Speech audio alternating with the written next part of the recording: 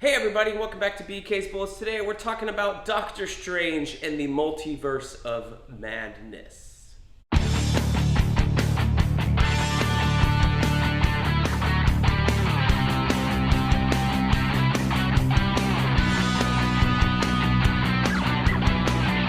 Hey everybody, welcome back to BK's Bullets. As always, I'm your host, Brent Cosina, and today we're going to review Doctor Strange and the Multiverse of Madness. Yes, it is a Wednesday. The movie came out Friday. I did see it Friday. Just Mother's Day weekend just hit me like a ton of bricks. And as the father who's supposed to be doing everything for the mother, taking care of the kids, food, breakfast in bed, coordinating activities, all that sort of stuff, I did not get a chance to review the movie for you over the weekend. But now that we're 5 days later, mostly everybody, hopefully has had a chance to see it, and we can talk about it in a full spoiler fashion, as we kind of tend to normally do. I mean, sometimes I'll, if it's like red hot, I will say, non-spoiler, spoiler, and I'll let you know. But here, I don't give a fuck. If you haven't watched it, go watch the movie and come back. I do think it's worth your time to watch it. I would say that it's not the best Marvel movie to come out in the last 365 days. So there you go. So, Multiverse of Madness. Well, I can say that I did like it as a Doctor Strange film. As far as the Multiverse of Madness part of it, this was certainly a lot less mad than I was expecting. I think I'm a little bit disappointed that we only went to two other universes as opposed to 4 or 5 or 6. I was thinking, when you say Multiverse of Madness, I was kind of thinking the way that, what was it? Somebody, moved, and they weren't moving through dimensions, they're moving through space on planets and Guardians too, but that type of thing, fast, but little moments in each one. This one, we just got kind of one sequence when we were going through with Doctor Strange and America Chavez, and them turning into paint, and the animated thing, which we did see, but they didn't stop and take the time to really explore any of those universes, so that was kind of a bummer. It is very much a Doctor Strange versus Wanda movie, and I'm still unable to tell whether or not you have to watch WandaVision in order to understand this movie. I think maybe you do, but it is a little problematic in terms of the details, you know what I mean? WandaVision sets up that Wanda wants kids, Wanda has kids, and these are the kids, the same actors that ended WandaVision that are in this film, so there's continuity there. Okay, great. But Wanda wants kids with Vision, and Vision is not present in this movie. He's not talked about, not discussed, not even mentioned the fact that she brought him back to life and then he disappeared, or that there's a white version clone out there now. None of that is mentioned at all. So that disconnect is a little bothersome in terms of Marvel, who is usually on their continuity like nobody's business, you know what I mean? So I think that kind of works against it in a way. It's I know they want it to be accessible, and Doctor Strange is I don't want to talk about Westview. So it's we're acknowledging that it happened, but we're not going to want to talk about it. However, Wanda wanting kids is the main thrust of the film, and where did that plot point come up of? Out of her experience from, Infinity War, Endgame, losing Vision, wanting Vision back, wanting a family, and all the things she did in Westview. That was the events captured in WandaVision. So to say that we can just hand wave it off and say you don't need to watch it is a little unfair. I feel like my wife hasn't seen the movie yet. I feel like I'm going to have to explain it to her going in, because she started WandaVision, and a lot of other things, her being so busy and owning her own business, it didn't grab her attention right away in the first 2 episodes, and I did not make her sit down and watch it. So she hasn't seen any of the Marvel TV shows. I'm watching them on my own, because I know that if I wait for her to watch it, it'll be I'm not going to watch it on a Wednesday, I'm going to watch it on a Friday, that kind of thing. And I want to be up on the conversation. I want to do reviews and talk to you guys about it. So I'm kind of thinking I might cherry pick things for her, but if they're just going to hand wave most of this off, now that we're starting getting back into the films post MCU TV on Disney Plus, then maybe I can just explain stuff and she doesn't have to worry about it unless it truly becomes essential anyway. So I'm thinking it's, that's what it is. So Doctor Strange, though, in WandaVision, they're they're in orbit with each other, but not quite in sync. You know what I mean? Like they're acknowledging each other exists, but they're not really acknowledging it. So that I think that part is a little sucky. Me thinking like it was going to be on, like everything else was on in terms of continuity with the MCU, like they're always on top of it. Really disappointed in that. So that aside, I did really like this movie. I'm a Sam Raimi fan. I've seen some of his movies, not all of them, but I have seen the Evil Dead trilogy. I remember watching them in college and being like, oh my gosh, what the hell are these? Spider-Man 1, 2, and 3, I've seen all those. I've seen the Oz movie he made, some of the other more commercial stuff. I haven't seen Quick and the Dead, but I have seen, and I do love, Drag Me to Hell, which I think is the more recent horror movie that he's done in the mid-2000s, 2010 maybe? It was a little bit ago. But I really like that movie. So this feels like Drag Me to Hell. Like Drag Me to Hell was I believe it was PG-13. It was a PG-13 R-rated film, or PG-13 horror film from Sam Raimi that came out a few years ago, probably 8, somewhere in that range, 12 to 8 years ago. And it was interesting because it was PG-13, but it was still scary as hell. Like Sam Raimi still managed to make that scary.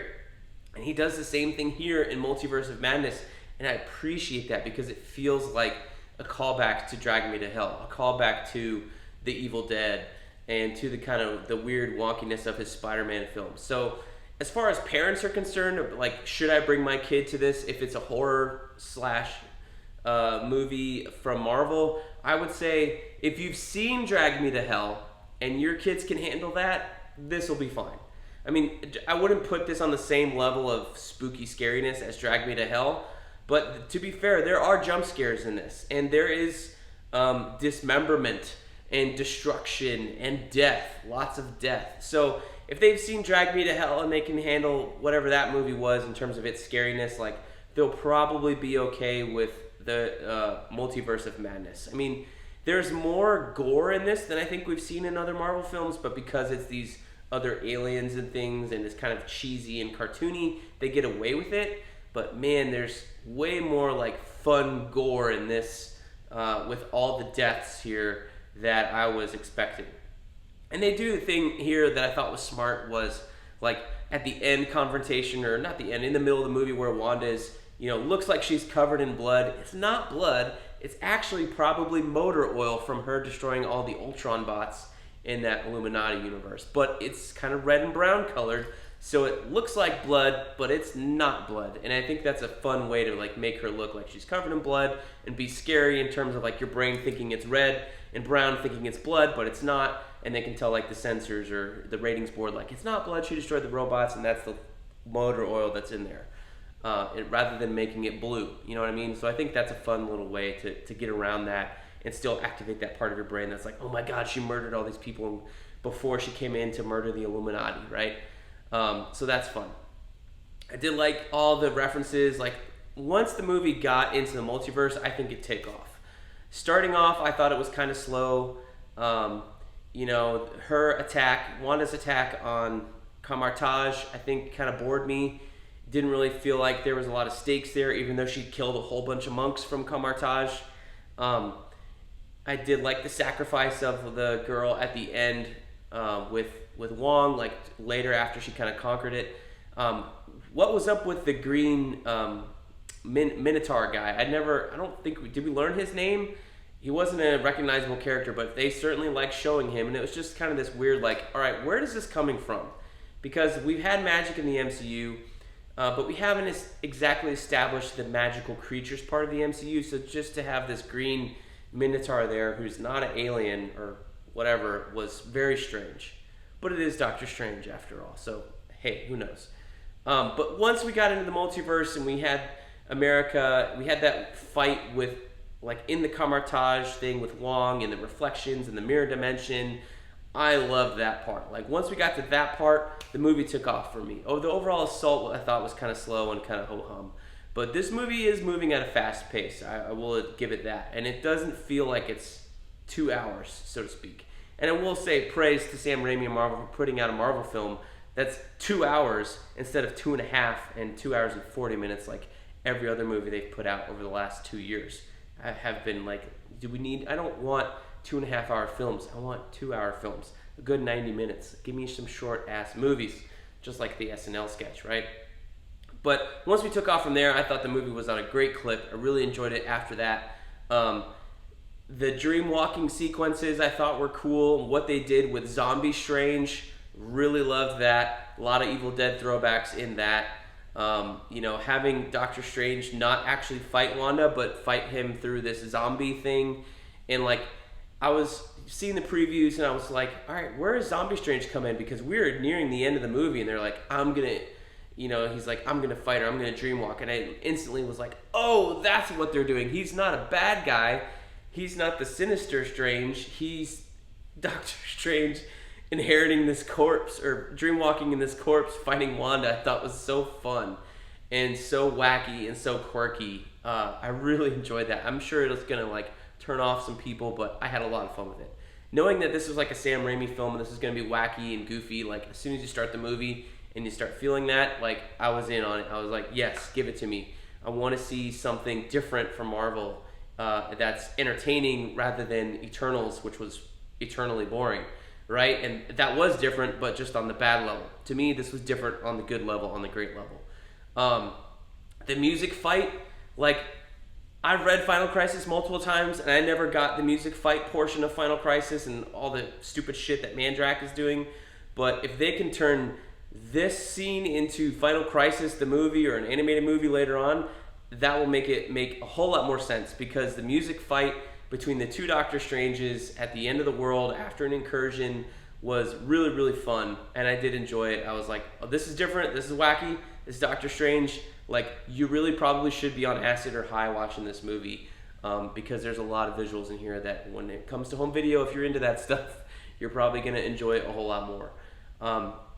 The Illuminati cameos, I gotta say, I was excited about to see, and I remained unspoiled as far as you could by seeing the trailers, right? So I only watched the main trailers, and anytime there was an ad, a 30-second ad on YouTube or whatever, I turned it off. I skipped it. I did not want to see, because typically for me, the TV spots have a whole lot more in them that you don't want to see. Like, I'll just see what the main trailer, the teaser and the main trailer, two main trailers, whatever, like that usually will do it for me.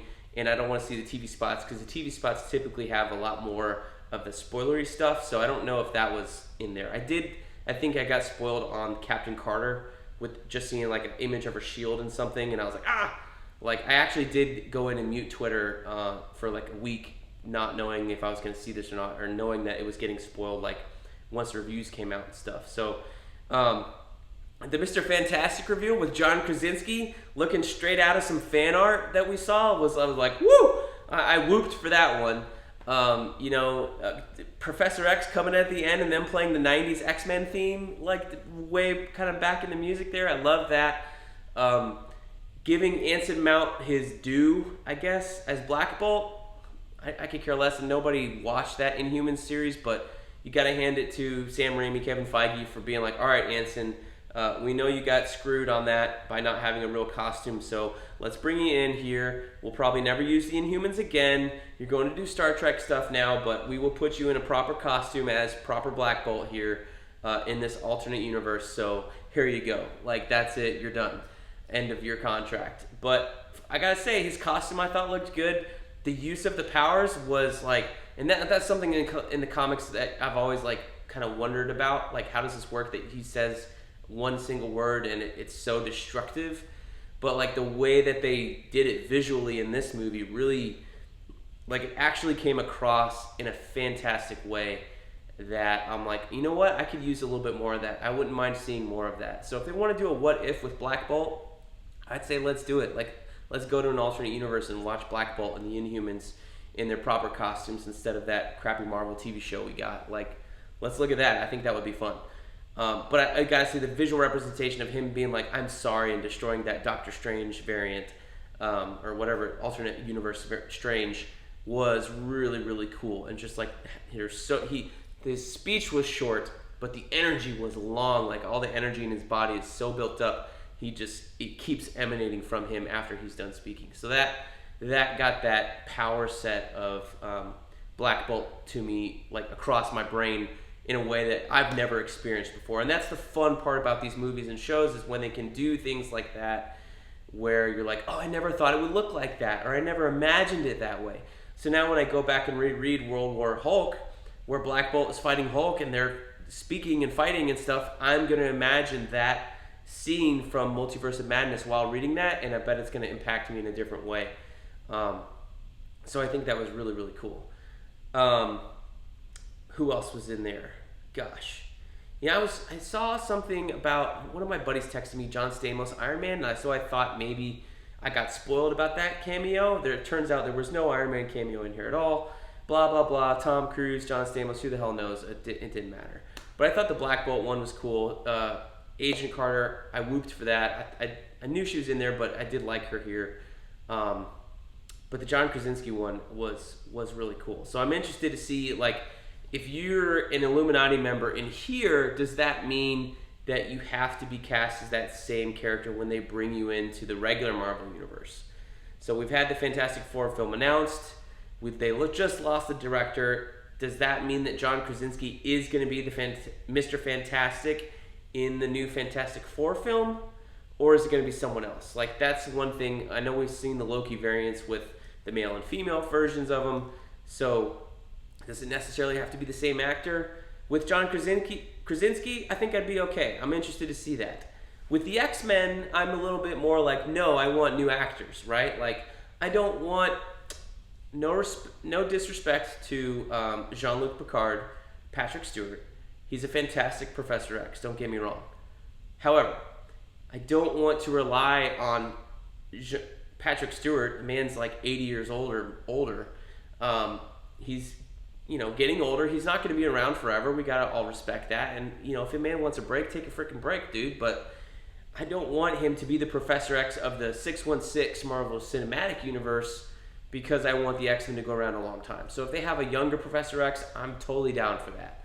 So I feel like that's where you get into these things of like these cameos. It's like, well, I don't know. We'll see how this works out. Is there even going to be a Professor X? Or are they just going to reference him when they decide to bring the X-Men into the main Marvel Cinematic Universe? Like, where does all this go? How does this work? Is the main question thing I have coming out of it. But overall, I did like that scene.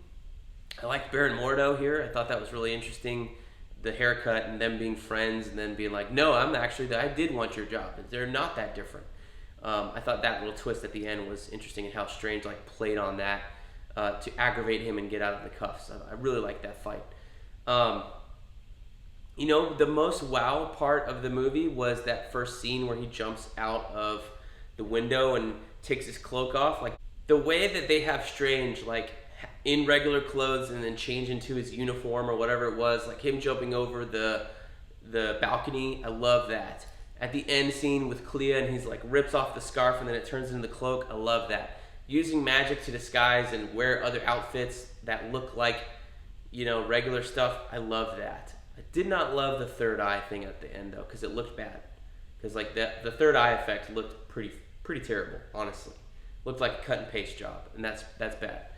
But, I'm positive on this movie. I did like it. Does it deserve a B cinema score? No, I think it's better than that. I think people's expectations, they're reading too much into spoilers or too much into clickbait or theories and all this other stuff that's on the internet, that they built up their expectations up to this level, and when the movie was good, but it didn't have all the theories and all the clickbait stuff that you read about for the last 2 years, you got your expectations set too high. And that's why I always would say with these films, if you want to read about stuff, okay, fine. But take it with a grain of salt and don't even believe it unless, you really want to. But I think that's what's going to happen as you get more and more into these movies is maybe this will happen. Maybe this will happen. Maybe there's a Gore the God Butcher twist at the end of Moon Knight. No, there's fucking not going to be. It's not going to be a blowout. Even if it was, that would be the biggest secret ever in terms of cameos if Tom Cruise was here or whatever. Clearly, maybe they're saving that for another movie. Who knows? Apparently, Secret Wars is rumored, and maybe that's going to be a bigger thing with the multiverse, and that's where this multiverse arc is heading. I don't know. It hasn't been announced yet. That's just pure speculation on a lot of people's part. But back to the clickbait stuff. I don't read it. I don't want to look at it. I just see the headlines and I roll my eyes every single time because all it's there to do is to get you to click on the article, view their ads, and just ratchet up your expectations so that when the movie actually comes out, you're disappointed because you had so many wild fan theories in your brain.